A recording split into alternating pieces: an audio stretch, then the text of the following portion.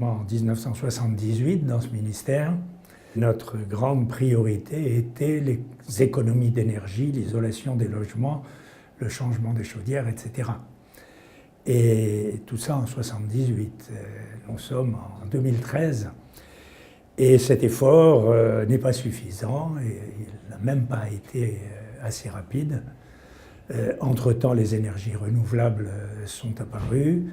Le climat est devenu un enjeu très important. Et toutes ces raisons font que aussi bien l'efficacité énergétique que le développement des renouvelables est devenu d'une nécessité tout à fait vitale, pas seulement pour accomplir les engagements que déjà a pris la France, mais aussi pour réussir à diminuer notre facture énergétique qui est un poids énorme pour le pays. La Commission nationale du débat public a pris l'habitude dans ces débats d'ouvrir la possibilité d'écrire des cahiers d'acteurs. Et donc tous les acteurs peuvent effectivement écrire en 4 pages.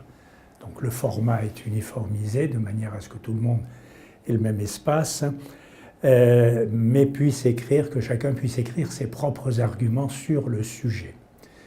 C'est ce qui vient d'être fait pour ce débat sur la transition énergétique. Il doit y avoir 32 ou 33 cahiers d'acteurs qui ont été écrits, qui sont sur le site. Donc j'attends beaucoup par contre sur le plan méthodologique, car ça serait vraiment tout à fait fondamental que tous les gens qui sont autour de cette table, et qui sont manifestement aux 2 extrêmes du spectre de l'opinion en la matière, ou en tous les cas aux extrêmes, réussissent à passer un compromis, fût-il un compromis d'étape, car bien entendu, on ne va pas aujourd'hui, je pense, décider de ce qui va se passer en 2050, il se passera beaucoup de choses, mais au moins qu'on décide d'une étape qui nous permette d'avancer, et d'avancer à la vitesse à laquelle il faudrait avancer.